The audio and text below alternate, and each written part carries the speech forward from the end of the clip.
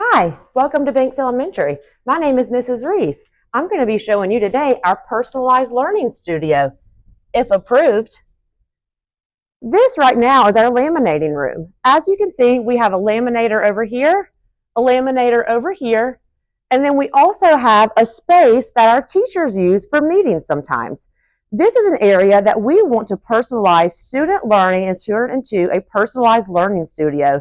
Here at Banks, we have over 225 students with a personalized path of learning, whether that be an EC student, a speech-only student, a student that has an MTSS plan, or a student that has other needs that we can meet in an individualized way.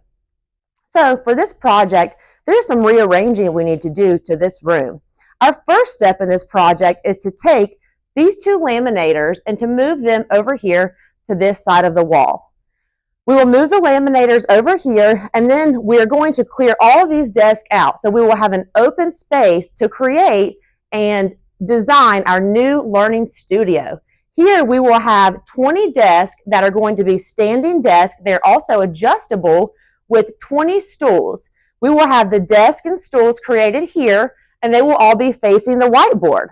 We will clean this whole area out, and facing the whiteboard, we will have two Apple monitors. We will have an Apple monitor over here and an Apple monitor over here so our students can project their learning and do student creation. We're on our right side of the personalized learning studio. Here we will have a desk smaller than this one. It will be about this high, and we will have wobble stools where the students can sit and engage in their work area. Over here, we will have a L-shaped couch where the students can use clipboards and also work on anything of their choice, whether that is something they're passionate about or a coding experiment that we may be doing in the personalized learning studio. This open space right here will be used for our VR headsets. We will store our VR headsets back here, and with this grant, we will have a set of 30 VR headsets where our students can utilize this open area to engage in virtual reality. We already have student computers that we are equipped with for students to use in the personalized learning studio. We have 20 computers that students can use for coding their microbits or other things they may be passionate about while exploring in the personalized learning studio. Hello, my name is Austin Reese. I work at Banks Elementary School. I am the curriculum specialist and digital learning specialist and testing coordinator, and I also help play a role in the administrative responsibilities here at my school. I'm going to be talking about my digital learning initiative grant and going through some key highlights that I would like to talk about here. Our digital learning grant that I've written is called the Banks Personalized Learning Studio. And the reason that this was so important to me is because of our number of specific population students that we have at our school. So we have 97 students that are our EC students who are receiving special accommodations at our school. We have 174 plans of students that are our MTSS students, which are either in Tier 2 or Tier 3. And we have 34 speech-only students who are receiving speech services at our school. And we have 57 students who are our multi-language students here at our school. And we only have a population of 450. So you can see that we have about half of our population is receiving some kind of specialized instruction. So it was important for me to start this personalized learning studio so that we could really be hitting the needs of all of our learners here at Banks Elementary School. Now I'm going to go through some specific highlights that I wanted to address from the grant. This grant is really taking our laminating room and turning it into a personalized learning studio where we will have everything from flexible seating, VR headsets, coding, different things you can code with like microbits, using AI platforms, which our teachers have been trained on some of those. A green screen immersive studio, which we already have the green screen. We have a set of student computers that we will implement in our personalized learning studio. And then we also have We would like to get some different flexible seating, like I said, so students can be working in different areas around the room, not just that traditional sit and get method. That's very important for us here at Banks, is to make sure our students are learning in the ways that they feel the most comfortable. And on a recent survey, some of our students expressed the need for flexible seating and the want for flexible seating. As a classroom teacher myself, my classroom was always 100% flexible seating, from bouncy balls to standing desks. So we decided that the flexible seating would be a great way to integrate our personalized learning studio with student needs. So that way they feel comfortable in their learning, and we really can reach them better in the ways that they are passionate about learning, which is that technology piece, but where they're comfortable, which is sitting on a couch, sitting on a standing desk, sitting on a wobble stool. So that's really one of the key components here. The technology enhanced piece is something that we're really focusing on here at Banks.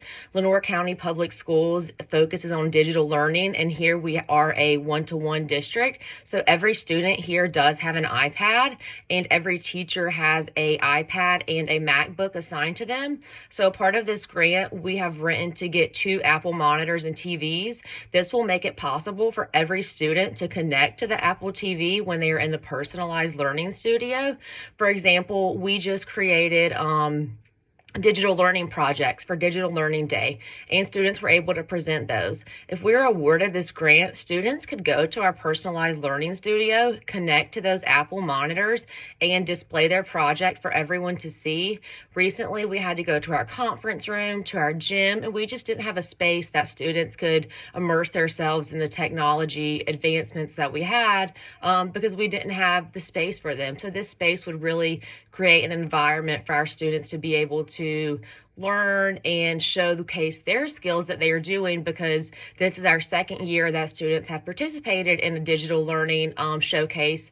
Our first year we had 51 students present a project, and our second year we had 104 students present a project. So as you can see, our digital learning initiative here is growing.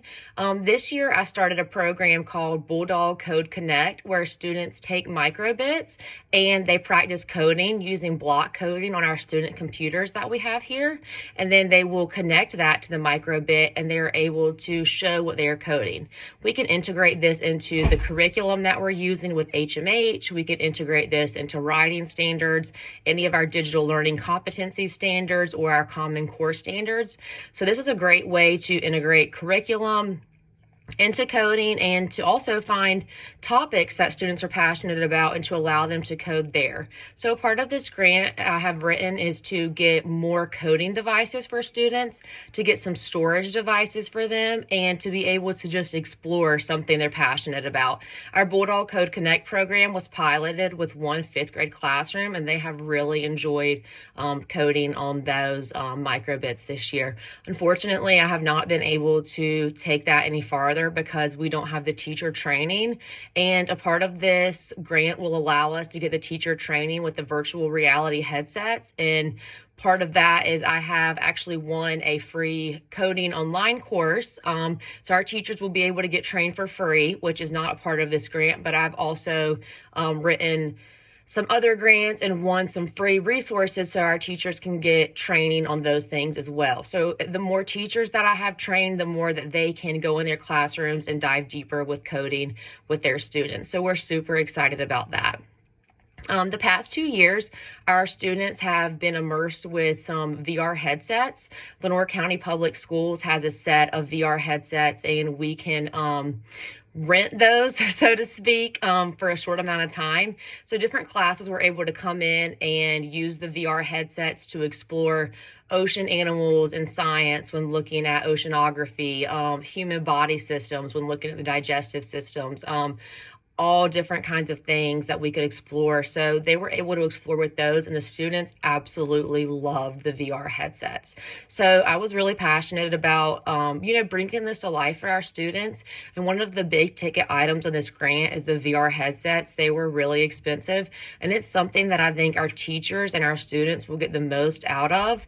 A part of this grant I have written is to get the teachers training on this. So a half-day training is budgeted in this this grant, and we will start out with our 3-5 teachers first, and then next year we will do our K2 teachers, and then the third year we will do our EC and other support staff, so that all teachers can be trained here at Banks on how to do the VR headsets and how to do the coding of the microbits as well.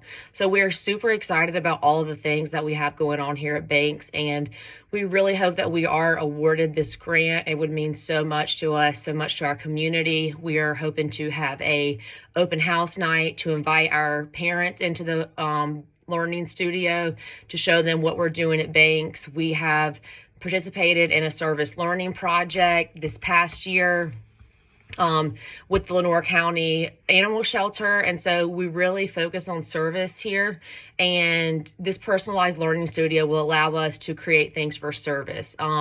We can code things to go show people whenever our students go to the nursing home, and seeing every year around Christmas time, we can code different projects and go display those at the nursing home. We can do things with our virtual reality headsets, and we can create things to show our community and invite our community in. That's something that's really important to us here at Banks, and something we strive to do is service leadership. So that's really important to us, and we just hope that we are potentially awarded this grant. We have worked really hard, and we know our students would get so much out of it. By 2028, we really hope to fully implement Bulldog Code Connect across all of the grade levels. We will start out doing 3-5, then K2, and then fully implementing our virtual reality headsets. Same thing, we'll start out with slow implementation leading across those years. And our goals, you can see, have written throughout this grant. I've spent a lot of time writing this grant, but I really just wanted to get on the video and talk to you guys about my heart and my passion, which is growing students, growing student leaders, and growing teachers, and helping them find something that they're passionate about. And from what I can tell at our school, that's being able to immerse themselves in this technology in an ever-changing world that is adapting so quickly for all of us, and being able to equip students with tools that they need, not just to be successful students in class, to get good grades, but also to be socially and emotionally aware of what's going on. There are some great social stories that I would love to integrate into this grant. So again, thank you so much for your time and consideration, and we hope to hear from you soon. Have a great day.